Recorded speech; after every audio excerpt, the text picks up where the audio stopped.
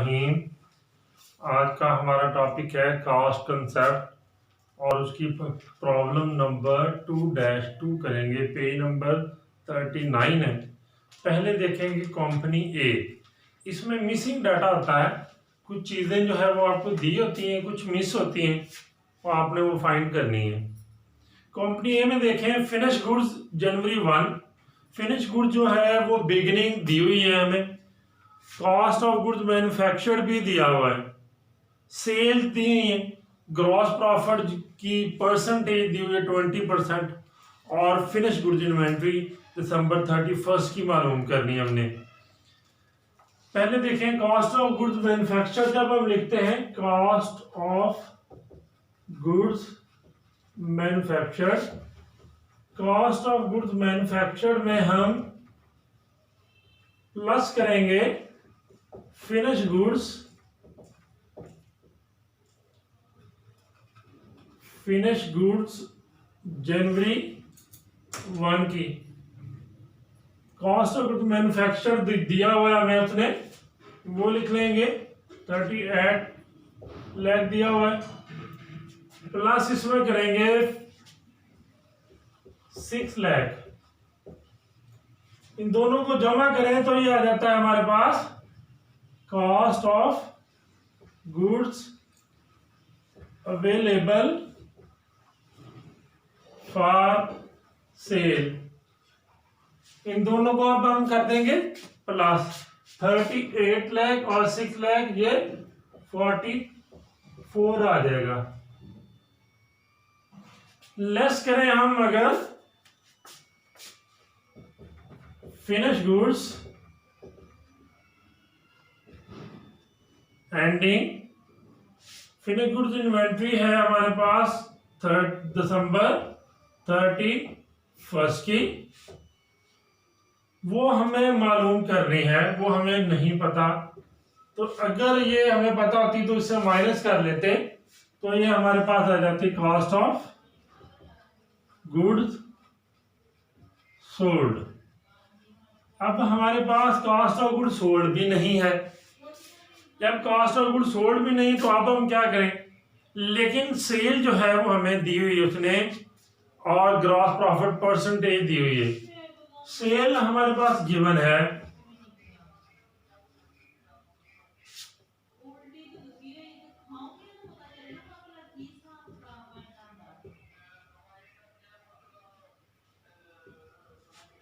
₹40 लाख की, और cost of good sold वो दिया हुआ है हमें, वो हमारे पास नहीं है। ग्रॉस प्रॉफिट दिया हुआ है 20%। इसका मतलब है 100% जो है वो हमारी सेल होती है। सेल से हम माइनस जब करते हैं cost of good sold, cost of good sold है हमारे पास 80%, क्योंकि 20% अगर ग्रॉस प्रॉफिट हो तो 100 से 80 माइनस करेंगे तो ये 20 आ जाएगी हमारे पास जीपी। अब हम इसका जो है वो 80% देख लेंगे, सेल का जो है वो 80% लेने से हम निकाल सकेंगे इसकी जो है सीजीएस।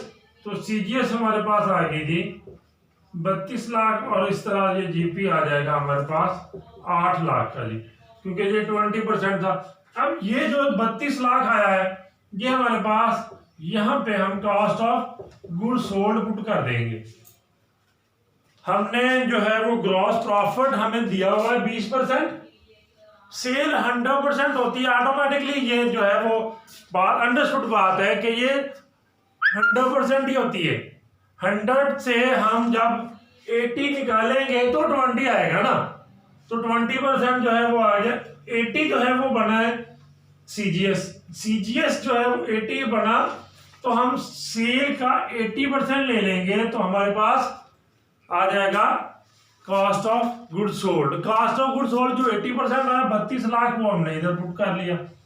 इन दोनों का डिफरेंस लेंगे तो हमारे पास ये आ जाएगा फिनिश गुड इन्वेंट्री। तो ये 12 लाख आएगा जी।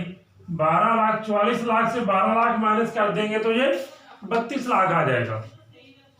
हमने पहले जो है वो निकालनी है कॉस्ट ऑफ गुड सोल्ड। वो कैसे निकाली कि हमें पहले 20% ऑफ जीपी पता है सिर्फ, 100 से 80% माइनस करेंगे तो ये 20 आएगा, तो 80 आ गया cost of good sold.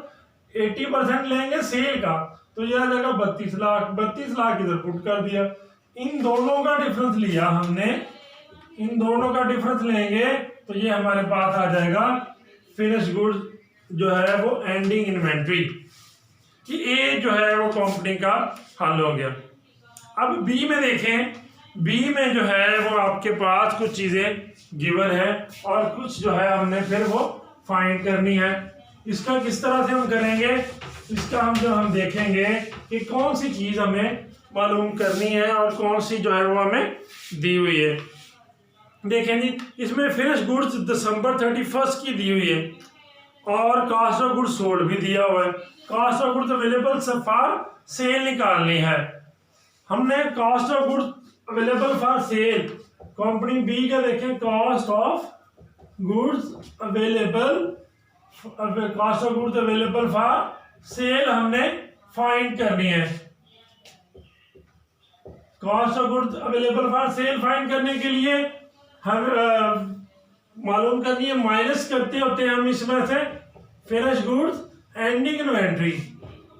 Finish goods जो है वो आपके पास दिसंबर 31 की दी हुई है। वो कितना दिया हुआ है उसने, 1,90,000 वो यहाँ पे गिवन है जी, 1,90,000 उसने दे दिया है। ये इससे माइनस करें ना अगर हम, तो ये आ जाती है हमारे पास cost of good sold. Cost of good sold से जो है हम वो कितनी दी है, कॉस्ट ऑफ गुड सोल्ड ये हमें दी हुई है जी 13 लाख की।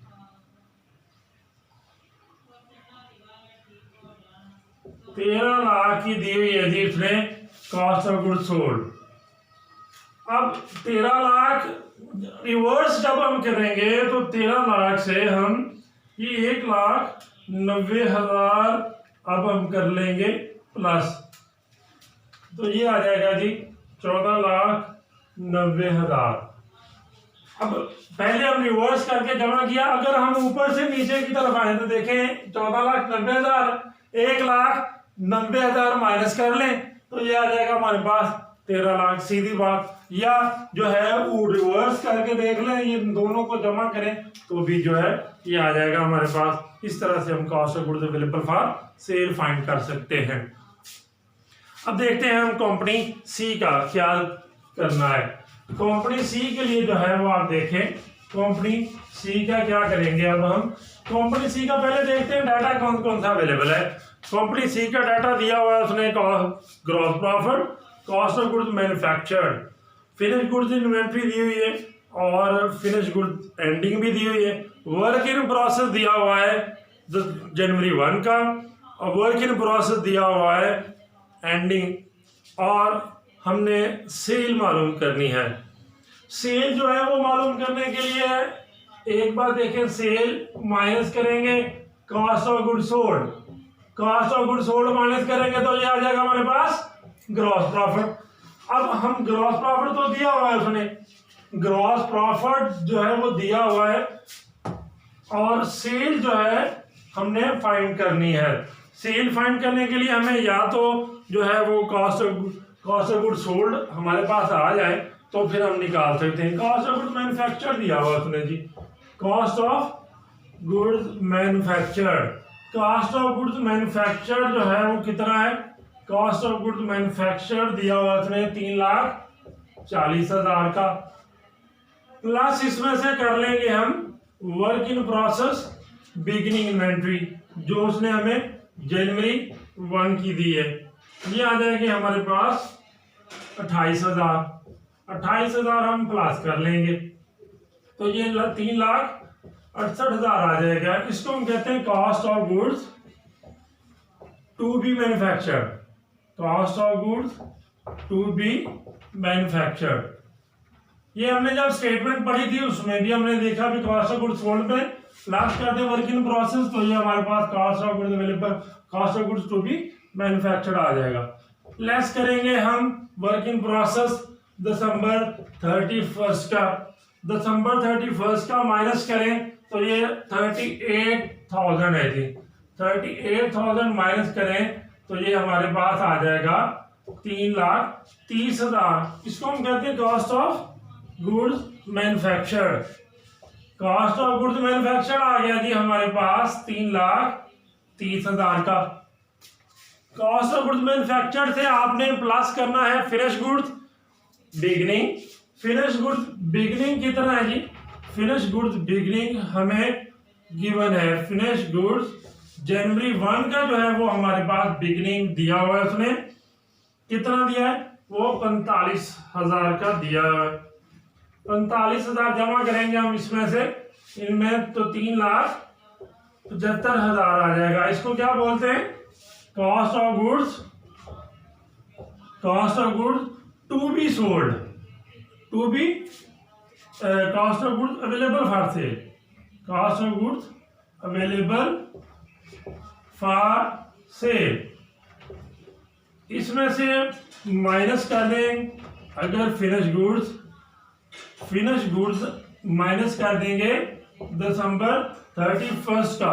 दिसंबर 31 का कितना गिवन है? ये 52,000 गिवन है जी। तो ये हमारे पास आ जाएगा कॉस्ट ऑफ गुड्स सोल्ड, जिसको हम CGS कहते हैं। ये कितना आया जी? ये हमारे पास 3,23,000 आ गया कॉस्ट ऑफ गुड्स सोल्ड। अब जब कॉस्ट ऑफ गुड्स सोल्ड आ गया तो हमारे पास ग्रॉस प्रॉफिट दिया हुआ है। ग्रॉस प्रॉफिट 96,000 है, 96,000, और ये हमारे पास आ गया जी 3,23,000 का। फिर वही रिवर्स प्रोसेस जब हम करेंगे तो 96,000 में प्लस कर लेंगे 3,23,000। 3,23,000 में 96,000 हम प्लस करेंगे तो ये आ जाएगा 4,19,000 आ जाएगा हमारा सेल। या सेल से माइनस कर ले 4,19,000 से 3,23,000, तो ये इस तरह से ग्रॉस प्रॉफिट हमारे पास 96,000 बनता है। सबसे पहले हम इनका जो है मालूम करेंगे cost of goods sold. Cost of goods manufactured दिया हुआ उसने, कॉस्ट ऑफ गुड्स मैन्युफैक्चर्ड से कॉस्ट ऑफ गुड्स सोल्ड निकाल लेंगे। वर्किंग प्रोसेस जो है वो बिगनिंग जमा करेंगे, वो जनवरी 1 का दिया है, और ये cost of goods to be manufactured आ जाता है। और एंडिंग जो है वो हम माइनस कर लेते होते हैं। एंडिंग जो है वो दिया 38,000, वो माइनस हो गया तो हमारे पास आया कॉस्ट ऑफ गुड्स मैन्युफैक्चर्ड। उसमें से हमने जो है फिनिश गुड्स जो है फिनिश गुड्स जनवरी 1 का प्लस कर लेंगे और फिनिश गुड्स दिसंबर 31 का माइनस कर लेंगे। इस तरह से कॉस्ट ऑफ गुड्स सोल्ड आ गया। कॉस्ट ऑफ गुड्स सोल्ड इधर पुट किया, ग्रॉस प्रॉफिट दिया हुआ, इन दोनों को ऐड कर लेंगे तो ये हमारे पास आ जाएगा सेल। इस तरह से हम सेल फाइंड कर सकते हैं। ओके बेटा, अल्लाह हाफिज।